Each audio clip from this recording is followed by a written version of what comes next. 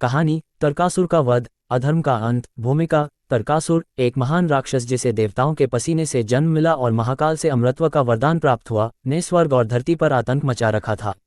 वह अपनी शक्ति के घमंड में देवताओं और इंसानों दोनों पर अत्याचार कर रहा था। देवता और ऋषि मुनि सभी भयभीत थे और अंततः महाकाल से सहायता की गुहार लगाने लगे। महाकाल ने मनीष को तरकासुर के आतंक को समाप्त करने का निर्देश दिया और यहीं से शुरू होती है तरकासुर के अंत की गाथा। कहानी प्रथम दृश्य तरकासुर का अत्याचार। तरकासुर अपनी अपार शक्ति के मद में चूर होकर स्वर्ग पर कब्जा कर चुका था।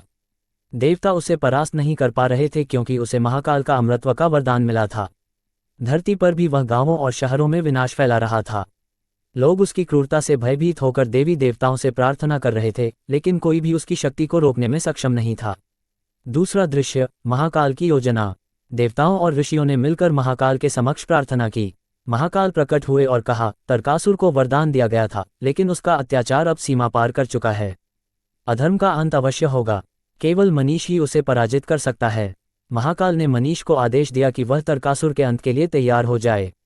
मनीष ने अपनी तपस्या और शक्ति को फिर से जागृत किया और तरकासुर से अंतिम युद्ध की तैयारी की।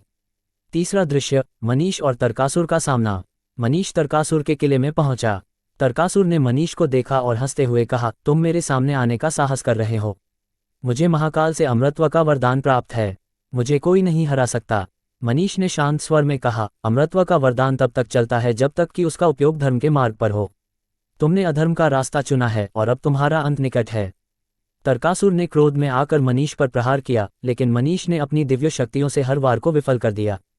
दोनों के बीच एक भयंकर युद्ध छिड़ गया, जिसमें आकाश में बिजली, धरती पर कंपन और समुद्र में उथल पुथल मच गई। चौथा दृश्य तरकासुर का वध।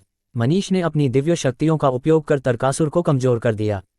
जब तरकासुर अपनी आखिरी सांसें ले रहा था, मनीष ने अपने त्रिशूल से उसे समाप्त कर दिया। तरकासुर का अंत होते ही उसका शरीर जलने लगा और धुआं बनकर आकाश में विलीन हो गया। महाकाल की आकाशवाणी गूंजी, अधर्म का अंत हो गया है। मनीष ने फिर से धर्म की विजय सुनिश्चित की है। पांचवां दृश्य शांति की स्थापना। तरकासुर के वध के बाद स्वर्ग और पृथ्वी में शांति स्थापित हो गई। देवताओं ने मनीष की जय जयकार की और उसे अपना रक्षक घोषित किया। धरती पर भी लोग मनीष की पूजा करने लगे और उसके द्वारा किए गए इस महान कार्य को युगों युगों तक याद किया जाने लगा। निष्कर्ष, इस कहानी से यह सीखने को मिलता है कि चाहे कोई कितना भी शक्तिशाली हो, अगर वह अधर्म के मार्ग पर चलता है तो उसका अंत निश्चित है। तरकासुर को अमरत्व का वरदान मिला था, लेकिन उसने अपनी शक्ति का दुरुपयोग किया और अंततः उसका विनाश हुआ। धर्म की रक्षा के लिए मनीष का साहस और संयम आदर्श है।